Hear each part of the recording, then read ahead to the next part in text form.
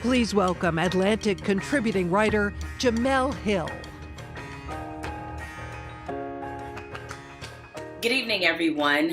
Well, this has been a summer unlike any I've certainly experienced, and I have a feeling that a lot of people watching right now have gone through the same thing. The murders of George Floyd and Breonna Taylor at the hands of police sparked nationwide protests and, of course, renewed demands for police reform. We need to contextualize this moment in American history and explore how we move forward. So with that in mind, please help me welcome Alicia Garza, principal at Black Futures Lab and co-founder of the Black Lives Matter movement. Welcome, Alicia. Thank you so much. I remember, thank you for being here. I'm old enough to remember when you first co-founded the Black Lives Matter movement that saying Black Lives Matter was a cuss word. Fast forward to this summer, where you saw, based off polls, that 60% of Americans actually supported this movement. Seeing how everybody has come around, if that's the way you want to put it, does this feel like a validating moment for you to see where everybody is with the movement right now? Well, first and foremost, Jamel, let me just say, hi, love you, big fan, so cool to be here with you. Second of all, hey to all the Atlantic watchers, and thanks for having me. It does feel like a full circle moment that is leading into another moment that is unknown.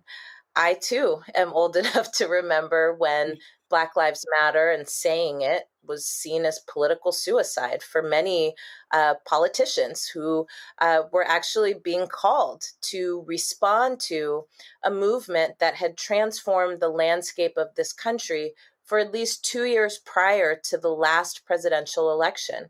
We had a hard time getting candidates even to just say Black Lives Matter, much less talk about what policies they would advance to ensure that Black lives mattered, not just in Congress, but in our cities and in our states, in our homes and in our workplaces, all across the nation. And so it is interesting now to see such an about face. I mean, at the last Democratic National Convention, you really couldn't get through 5 minutes without hearing BLM, seeing BLM.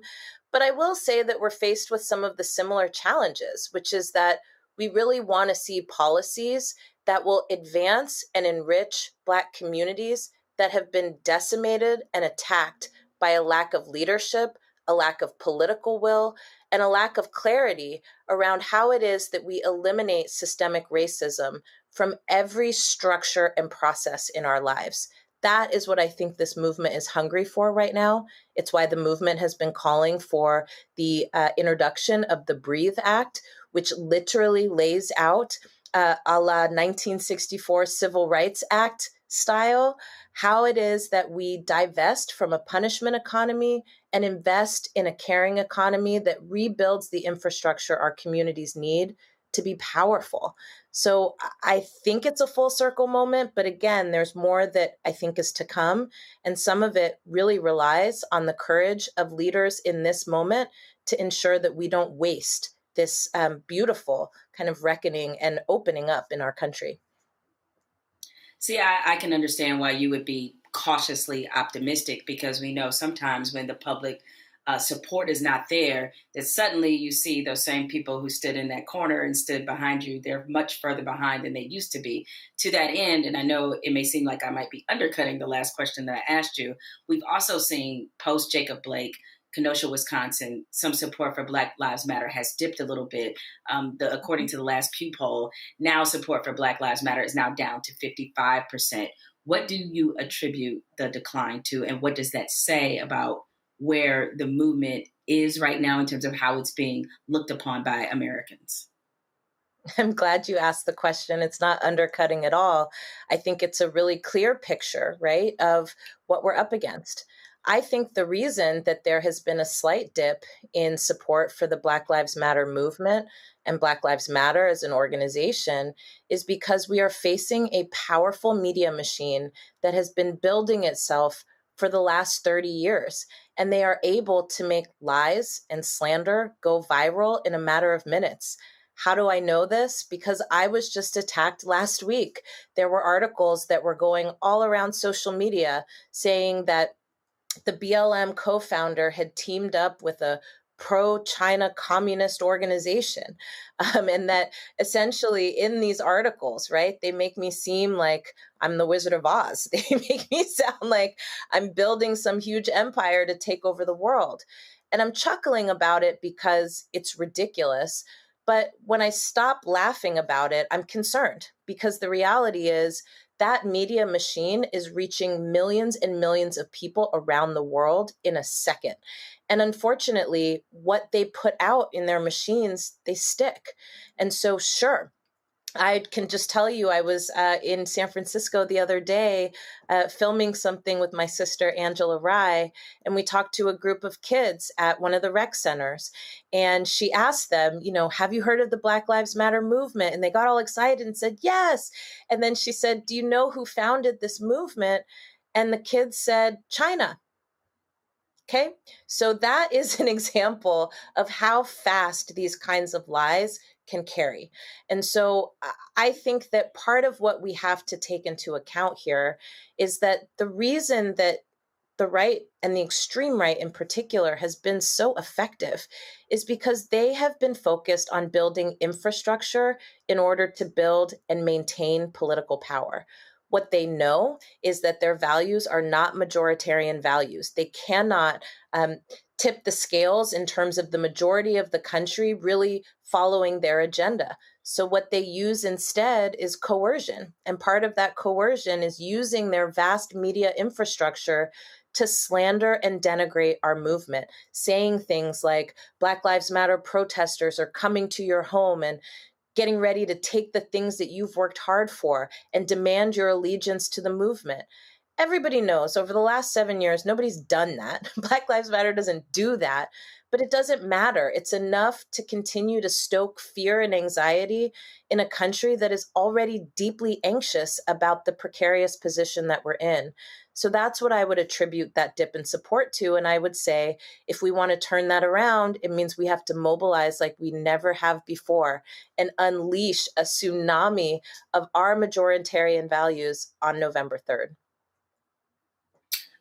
If it makes you feel any better, they thought Dr. Martin Luther King Jr. was a communist too. So maybe there is something to be said for carrying that label. Amazing how history repeats itself, because he also faced a lot of disinformation as well. And of course, during a time when there was no internet, and it's amazing the themes that still carry forward that you have to face. And to that end, something else that he and the civil rights movement also had to combat was this idea that the protests were more hurtful than they were helpful.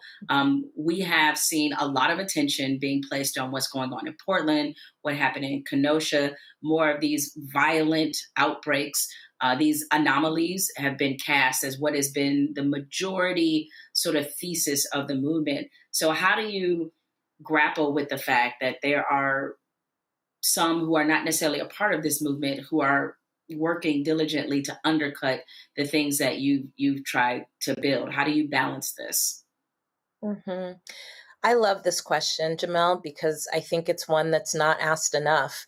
Quite frankly, activists and organizers on the ground who have risked their lives during a pandemic to really call attention to the ongoing injustice that happens in our communities have been saying to us since the protests for Ahmaud Arbery, since the protests for George Floyd in Minneapolis, and certainly all the way through Breonna Taylor, Tony McDade, and others, activists and organizers and protesters have been saying that really where the chaos is coming from is white militias and white nationalists who are showing up to these demonstrations to undermine the legitimacy of these protests that are legitimate protests and that are bringing to bear a challenge and a deep problem that this country has never fully reckoned with.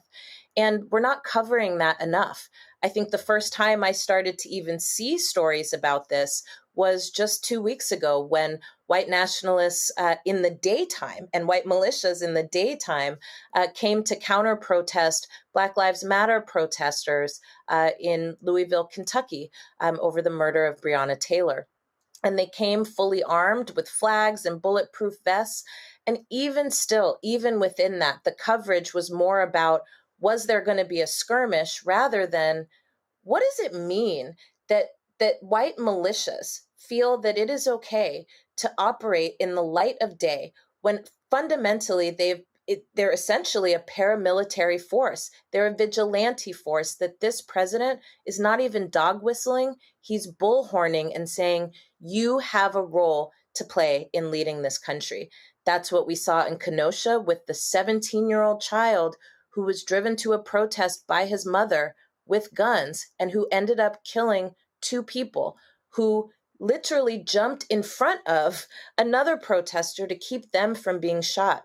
That's the state of this country right now, and it is the impact and effect of leadership that has failed to lead in a moment where so much of who we are is coming apart.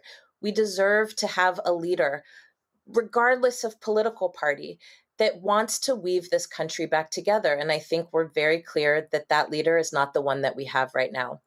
I will also say that there's a danger in not covering the actual story of what's happening on the ground.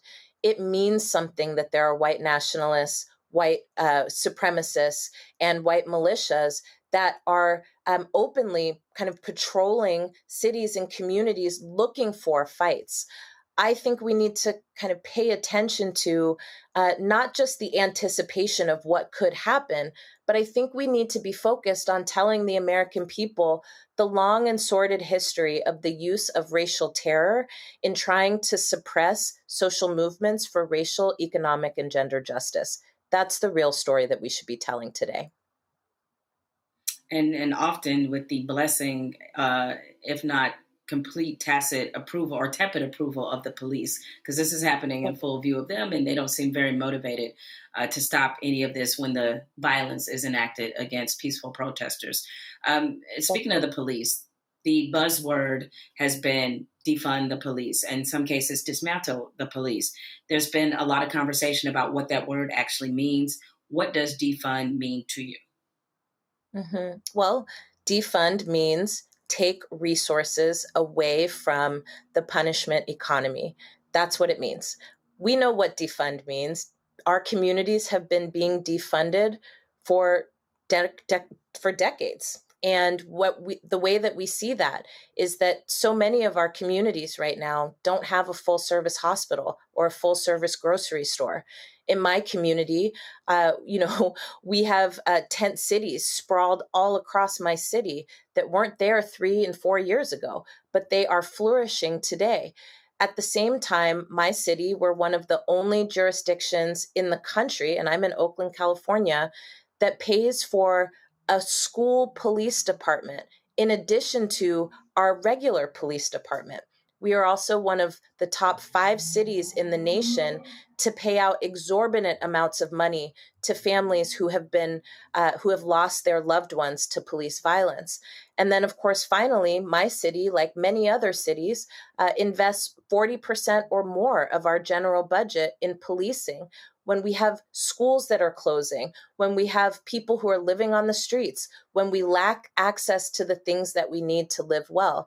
And so I don't want to mince words here. I think, we've heard from all the pollsters that defund is not popular, and I don't think that that's actually the point. We all know what defund means, and I think what's happening right now is that we're having a reckoning about what public safety can, should, and must look like. And I think what we're learning is that, for me, my whole life, I've been told that police are here to keep you safe. But time and time again, and now on video with the rise of technology, we're seeing that actually, in some cases, police are a terrorizing force in communities. We're also seeing that police departments are funded for extraneous things, again, designed to give the impression, right, that there are war zones that police are out here in, and that they're solving all of those problems. I see police in my community driving down the street in tanks that I know cost a lot of money. But I can also tell you that over the last 10 years, crime has been dropping steadily across the nation. There is no explosion of crime.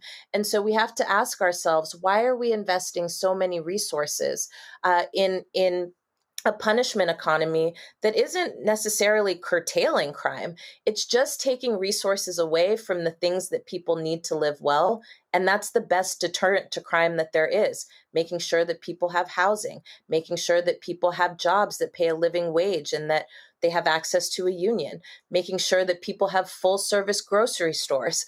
All of those things are ways to ensure that our communities are well and living with dignity. So defund means take money away from the punishment economy and invest it in an economy that cares for ourselves and our families.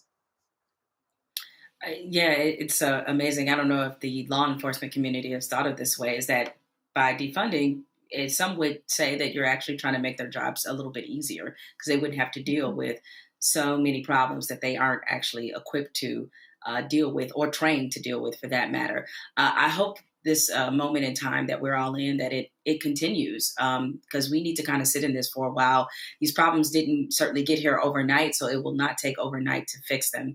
But with people like you, Alicia, I'm sure we all feel a little bit better that these problems will at least be tackled, thought about, and there will be some kind of reasonable discourse around them. So I want to thank you for joining us here at Atlantic Fest. Thank you for being here with us and for dropping a little bit of knowledge. Enjoy your evening. Thank you for having me. Bye.